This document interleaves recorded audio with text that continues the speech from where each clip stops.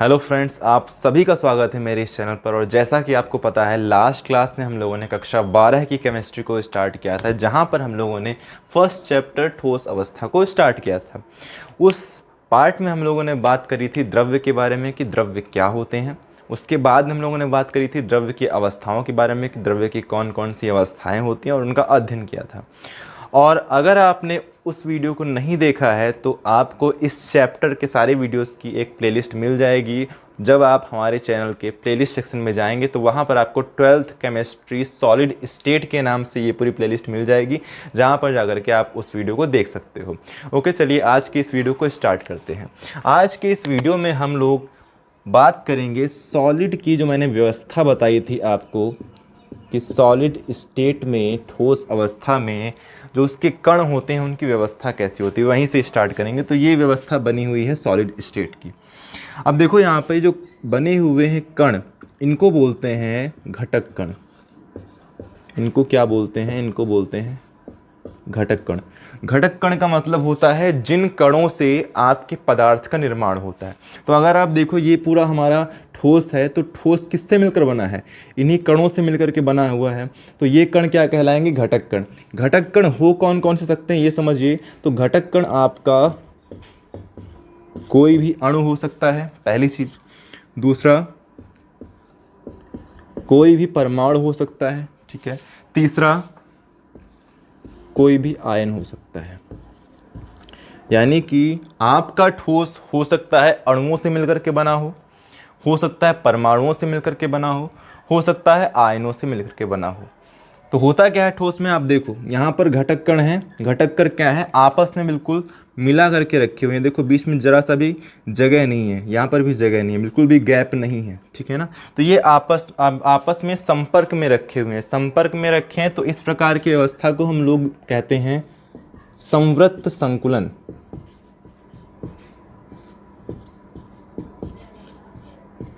संवृत्त संकुलन।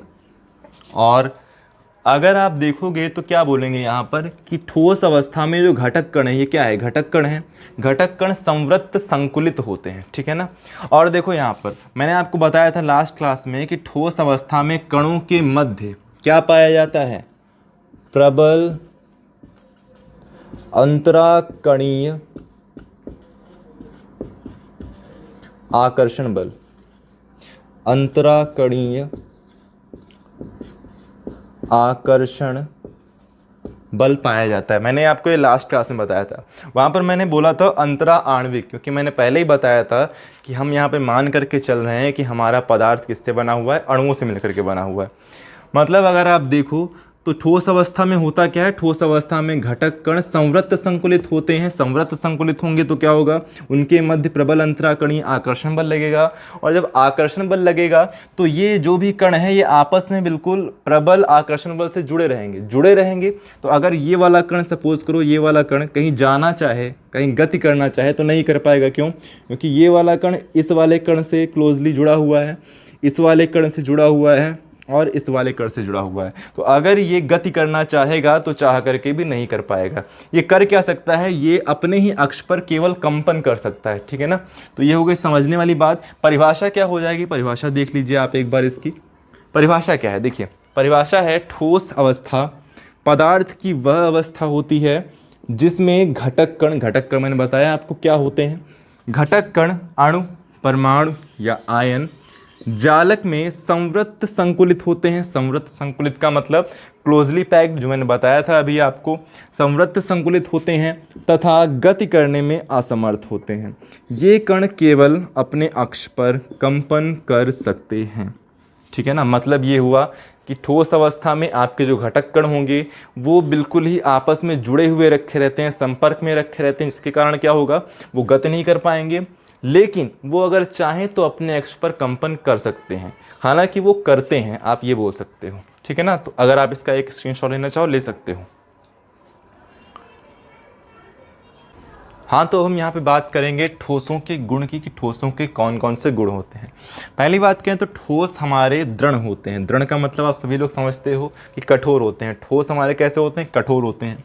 दूसरी चीज़, ठोस हमारे असंपीड्य होते हैं। असंपीड्य का मतलब होता है कि ठोसों को दबाया नहीं जा सकता है, ठीक है ना। ऐसा नहीं कि आप चाहो तो ठोस के ऊपर दाब लगा दो उनके आकार में परिवर्तन हो जाए, तो ऐसा नहीं होता है। ठोस हमारे असंपीड्य होते हैं। नेक्स्ट पॉइंट है ठोसों का घनत्व। तो ठोसों का घनत्व उच्च होता है, आप सभी को पता है ठोसों का घनत्व कैसा होता है, उच्च होता है। नेक्स्ट पॉइंट है ठोसों का आकार व आयतन। तो ये आप सभी लोग बहुत अच्छे से जानते हो कि ठोसों के लिए आकार व आयतन दोनों निश्चित होते हैं। कैसे होते हैं, दोनों के दोनों निश्चित होते हैं। लास्ट क्लास में मैंने आप सभी को बताया था कि ठोस के लिए आकार व आयतन दोनों निश्चित होते हैं।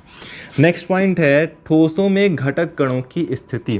तो अभी मैंने आपको बताया कि ठोसों में जो घटक कण होते हैं, घटक कण अपने स्थान से किसी दूसरे स्थान पर नहीं जा सकते। इसका तात्पर्य क्या है, इसका तात्पर्य यह है कि ठोस के जो घटक कण हैं वो गति नहीं कर सकते। गति नहीं कर सकते इसका मतलब है वो जिस स्थान पर हैं उसी स्थान पर रहेंगे। अर्थात घटक कणों की जो स्थिति होती है वो कैसी होती है, निश्चित होती है। भाई उनकी एक बार जो स्थिति हो गई उसमें परिवर्तन नहीं होता है, मतलब वो कैसी है, निश्चित है। फिर नेक्स्ट पॉइंट की बात करें, जो ठोसों को हम लोग गर्म करते हैं तो क्या ठोस अवस्था से वो द्रव अवस्था में परिवर्तित हो जाते हैं। तो ठोसों को जब गर्म करते हैं तो वो द्रव में परिवर्तित हो जाते हैं, ठीक है ना। ओके, आप इसका स्क्रीनशॉट ले लीजिएगा।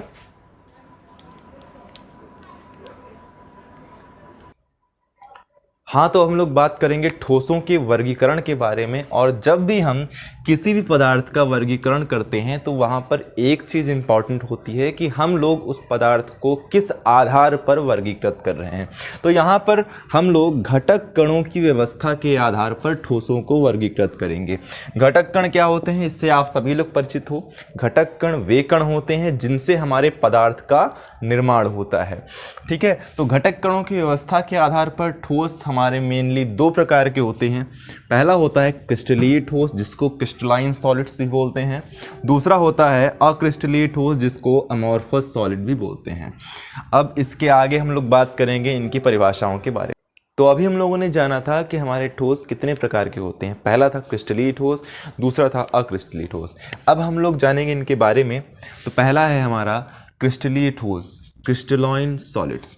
ये होता क्या है, क्रिस्टलीय ठोस में घटक कण एक निश्चित प्रकार से व्यवस्थित होते हैं। मतलब क्या, क्रिस्टलीय ठोसों में आपके जो घटक कण हैं उनकी एक व्यवस्था पाई जाती है जो हर जगह व्यवस्थित रहती है पूरे क्रिस्टल में। यहाँ पर क्या होता है, इस व्यवस्था की पुनरावृत्ति होती रहती है, तो उसे बोलते क्या हैं, क्रिस्टलीय ठोस बोलते हैं। दूसरा है अक्रिस्टलीय ठोस। अक्रिस्टलीय ठोसों के अंतर्गत घटक कण एक निश्चित व्यवस्था में व्यवस्थित नहीं रहते हैं। मतलब क्या है, क्रिस्टलीय ठोसों में घटक कण एक निश्चित व्यवस्था में व्यवस्थित रहते हैं, और अक्रिस्टलीय ठोसों में क्या होता है, घटक कण किसी भी व्यवस्था में व्यवस्थित नहीं रहते हैं। अर्थात यहाँ पर आपको एक निश्चित पैटर्न मिलेगा देखने को, यहाँ पर आपको कोई भी पैटर्न देखने को नहीं मिलेगा। जिस भी कण की जैसी इच्छा होगी वो वहाँ पर स्थित होगा, और यहाँ पर एक फिक्स जगह होगी जहाँ पर आपका घटक कण स्थित होगा। तो ये हुई क्रिस्टलीय ठोस और अक्रिस्टलीय ठोस की बात। अब हम लोग इन दोनों के मध्य तुलनात्मक अध्ययन करेंगे, अर्थात जानेंगे कि क्रिस्टलीय ठोस और अक्रिस्टलीय ठोस में कौन कौन से अंतर होते हैं। तब तक आप इसका स्क्रीनशॉट ले लीजिए। तो अब हम लोग यहाँ पर बात करेंगे क्रिस्टलीय और अक्रिस्टलीय ठोसों में अंतर की। जैसा कि आपको दिख रहा होगा स्क्रीन पर, यहाँ पर क्रिस्टलीय व अक्रिस्टलीय ठोसों में अंतर हम लोग करेंगे उनके गुणों के आधार पर। इस वाले सेक्शन में गुण लिखे हुए हैं, इन गुणों के आधार पर हम लोग जानेंगे कि क्रिस्टलीय ठोस व अक्रिस्टलीय ठोस में कौन कौन से अंतर होते हैं। फिर एक अलग आपको सेक्शन दिख रहा होगा जहाँ पर लिखा है उदाहरण। उदाहरण मैंने यहाँ पर क्रिस्टलीय का ले रखा है NaCl, और अक्रिस्टलीय के रूप में आप कुछ भी मान सकते हैं। ऐसे मैंने माना हुआ है फॉर एग्जाम्पल रबर का ये बना हुआ स्ट्रक्चर, और ये स्ट्रक्चर बना हुआ है NaCl का। तो यहाँ पर हम लोग सबसे पहले गुण घटक कणों की व्यवस्था से शुरू करते हैं। क्रिस्टलीय ठोस में क्या होता है, घटक कणों की एक बहुत ही सुव्यवस्थित दीर्घपरास व्यवस्था पाई जाती है। वहीं अक्रिस्टलीय ठोस में बिल्कुल ही अनियमित लघुपरास व्यवस्था पाई जाती है। यानी क्रिस्टलीय ठोस में घटक कणों की एक अत्यंत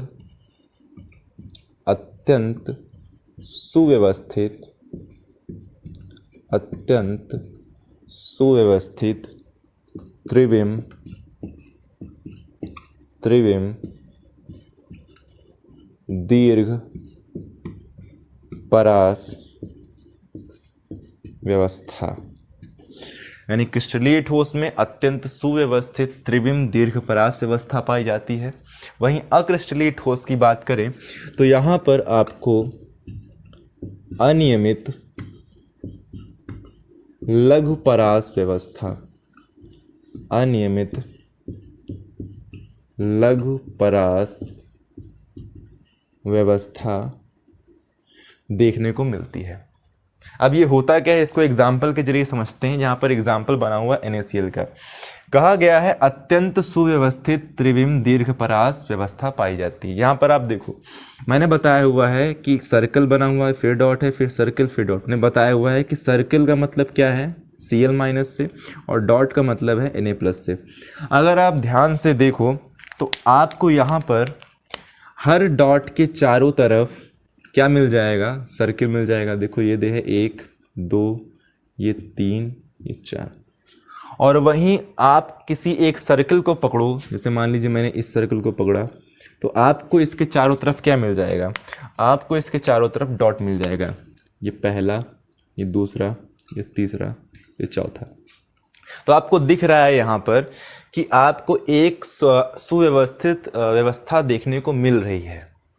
दूसरे तरीके से समझ सकते हो, आपको एक सर्कल के बाद डॉट मिल रहा है, फिर उसके बाद फिर से सर्कल मिल रहा है, फिर से डॉट मिल रहा है। तो इसी व्यवस्था को बोलते हैं कि ये व्यवस्था कैसी है, अत्यंत सुव्यवस्थित है। त्रिविम का मतलब सभी लोग समझते होंगे कि ये व्यवस्था आपकी पूरी त्रिविमा में फैली रहती है, पूरा 3D में आपकी ये व्यवस्था फैली रहती है।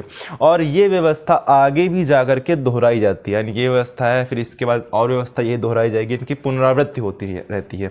तो पुनरावृत्ति होने से क्या होगा, ये व्यवस्था लंबी दूरी तक चलेगी, इसीलिए यहाँ पर दीर्घ परास व्यवस्था पाई जाती है। वहीं अगर बात करें अक्रिस्टलीय ठोस की, मैंने एग्जाम्पल लेके रखा हुआ है रबर का, तो यहाँ पर देखो क्या है, बोला गया है अनियमित लघु परास व्यवस्था। अनियमित, यहाँ पे देखो, यहाँ पे आपको हर डॉट के चारों तरफ एक सर्कल मिल रहा था और हर सर्कल के चारों तरफ एक डॉट मिल रहा था, लेकिन आपको यहाँ पर कोई भी व्यवस्था देखने को नहीं मिलती है।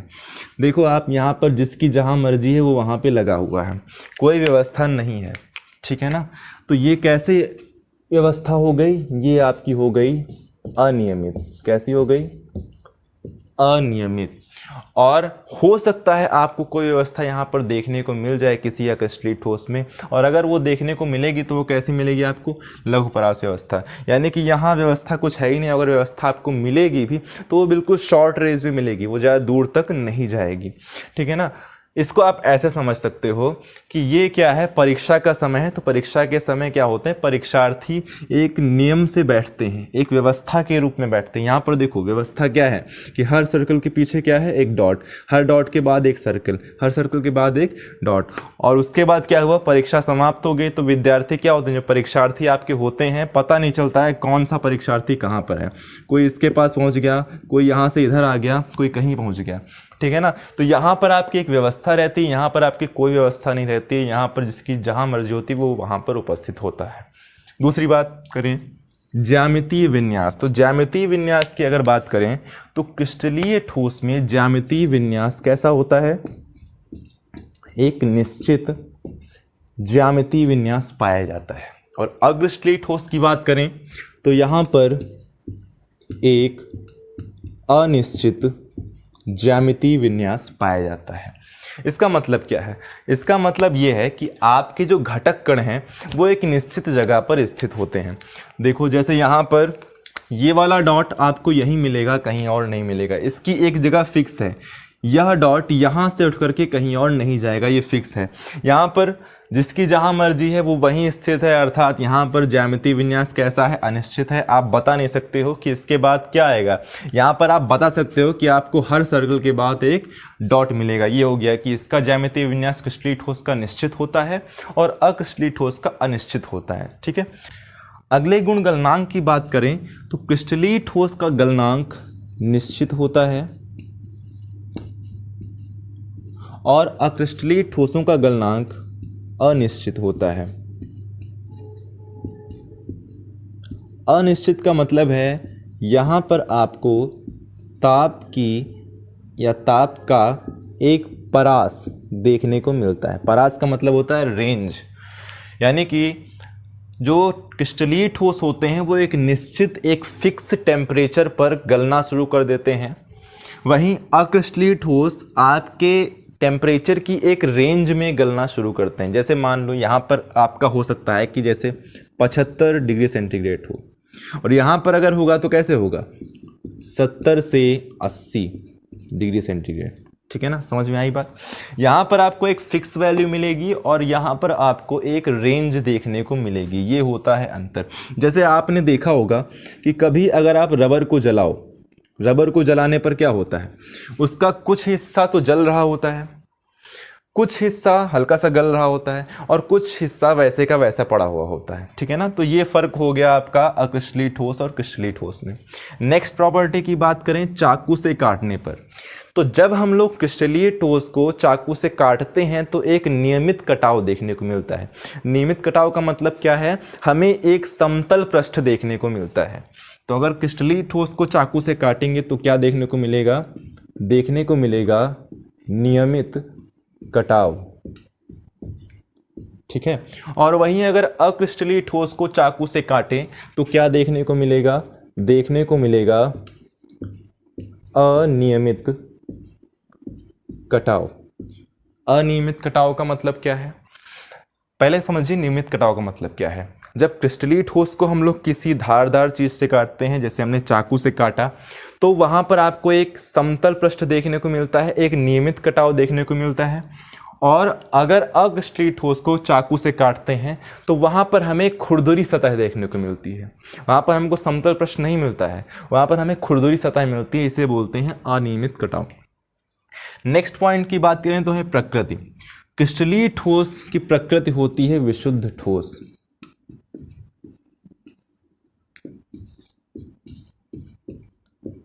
और अक्रिस्टलीय ठोस की प्रकृति होती है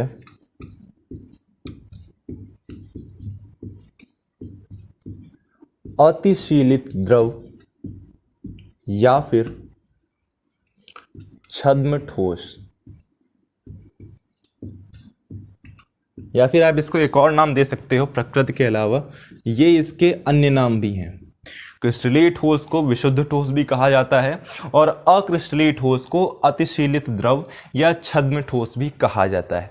अब इसको अतिशीलित द्रव या छद्म ठोस क्यों कहते हैं, क्योंकि अक्रिस्टलीय ठोसों में घटक कणों की व्यवस्था द्रवों के समान पाई जाती है, जिसके कारण इसको अतिशीलित द्रव कहा जाता है।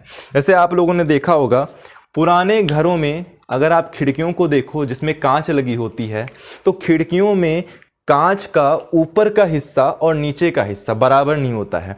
कांच का नीचे का हिस्सा आपको मोटा दिखाई देगा और ऊपर का हिस्सा पतला दिखाई देगा। होता क्या है, गुरुत्वाकर्षण के प्रभाव के कारण कांच ऊपर से नीचे की तरफ बह जाती है। बह जाने का मतलब ऊपर का हिस्सा पतला हो जाता है, नीचे का हिस्सा मोटा हो जाता है। जबकि द्रव क्या होता, जबकि आपके ठोस क्या होते हैं, ठोस गति नहीं करते हैं, लेकिन कांच ने गति करी, अर्थात ये द्रव की भांति व्यवहार करता है। मतलब ये क्या है, अतिशीलित द्रव है, या फिर बोल सकते हैं ये क्या है, छद्म ठोस है।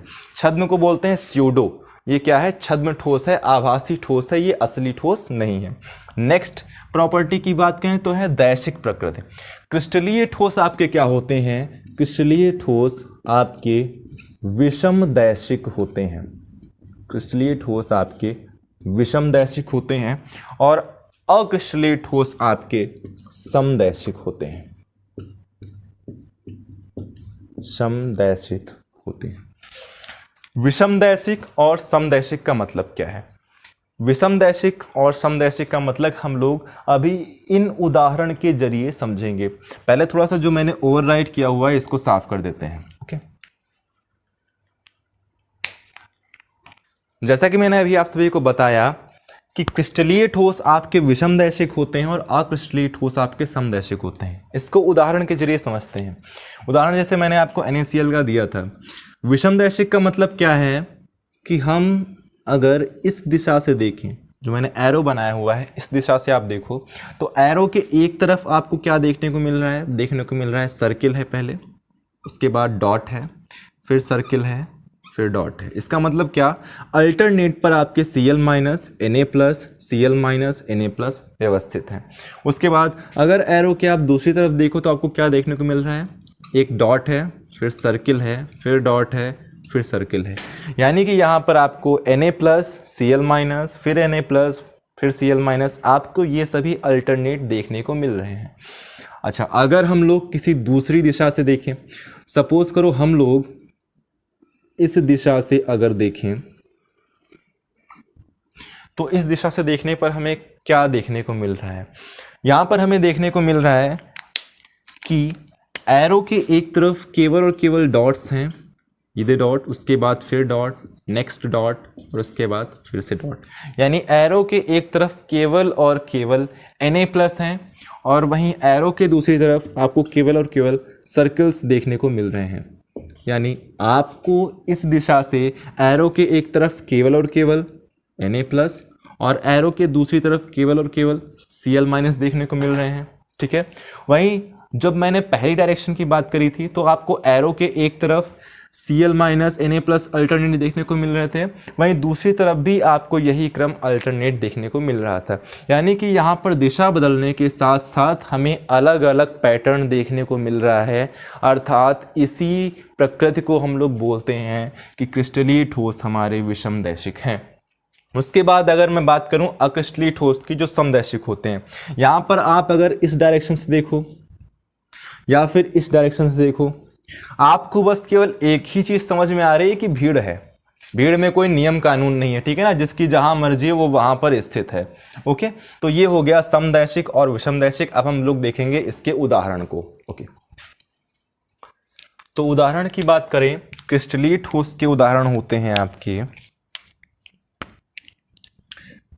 साधारण नमक,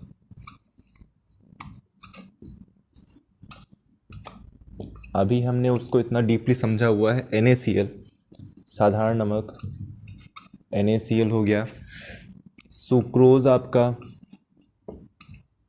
सुक्रोज का फार्मूला क्या होता है सभी को पता होगा, होता है C12H22O11। उसके बाद बात करें डायमंड आदि, होते बहुत से हैं, सुक्रोज हो गया, साधारण नमक हो गया, diamond, quartz, silver iodide etcetera. ठीक है ना, आदि। अक्रिस्टलीय ठोस के उदाहरण की बात करें तो रबर हो गया, अभी हम लोगों ने पढ़ा, मोम, कांच, ठीक है, प्लास्टिक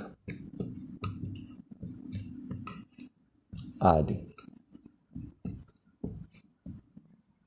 उम्मीद करते हैं आपको समझ में आया होगा। सबसे पहले क्या बात करी थी हम लोगों ने, शुरुआत से घटक कणों की व्यवस्था जानी थी। क्रिस्टलीय ठोस में व्यवस्था कैसी होती है, अत्यंत सुव्यवस्थित त्रिविम दीर्घपरास व्यवस्था। अक्रिस्टलीय ठोस में व्यवस्था कैसी थी, अनियमित थी, लघुपरास व्यवस्था थी। उसके बाद हम लोगों ने देखा ज्यामितीय विन्यास, क्रिस्टलीय ठोस का कैसा था, निश्चित था, अक्रिस्टलीय ठोस का कैसा था, अनिश्चित था। फिर हम लोगों ने देखा गलनांक, तो क्रिस्टलीय ठोस के गलनांक कैसे थे, निश्चित थे, और अक्रिस्टलीय ठोस के गलनांक कैसे होते हैं, अनिश्चित होते हैं। यानी कि अक्रिस्टलीय ठोस हमारे ताप की एक परास पर पिघलते हैं या गलते हैं। चाकू से काटने पर क्रिस्टलीय ठोस हमारे नियमित कटाव देते हैं, तो अक्रिस्टलीय ठोस हमारे क्या देते हैं, अनियमित कटाव देते हैं। प्रकृति या नाम की बात करें तो क्रिस्टलीय ठोसों को विशुद्ध ठोस के नाम से भी जाना जाता है, क्योंकि ये शुद्ध ठोस होते हैं। अक्रिस्टलीय ठोसों की बात करें तो इन्हें अतिशीलित द्रव या फिर छद्म ठोस के नाम से भी जाना जाता है। मैंने आपको बताया कि इन्हें अतिशीलित द्रव क्यों कहा जाता है। उसके बाद मैंने दैशिक प्रकृति की बात की, तो दैशिक प्रकृति आप सभी को पता है, क्रिस्टलीय ठोस आपके विषमदैशिक होते हैं और अक्रिस्टलीय ठोस आपके समदैशिक होते हैं। उदाहरण मैंने दिया हुआ था, इस उदाहरण के जरिए समझाया था। फिर उदाहरण की बात करें तो क्रिस्टलीय ठोस में आपके साधारण नमक आ जाता है, सुक्रोज आ जाता है, डायमंड आ जाता है, क्वार्ट्ज एटसेट्रा। और अक्रिस्टलीय ठोस की बात करें तो रबर, मोम, कांच, प्लास्टिक आदि। तो आज के इस वीडियो में इतना ही। इसके आगे हम लोग डिस्कस करेंगे अपने नेक्स्ट पार्ट में। आप लोग क्या करेंगे, आप लोग इस वीडियो को लाइक करेंगे और अपने सभी फ्रेंड्स के साथ में शेयर करेंगे, और साथ ही साथ जाने से पहले एक अच्छा सा कमेंट इस वीडियो के नीचे कमेंट बॉक्स में ज़रूर करें। धन्यवाद। इसके इसके आगे हम लोग डिस्कस करेंगे अपने नेक्स्ट पार्ट में। Thanks for watching.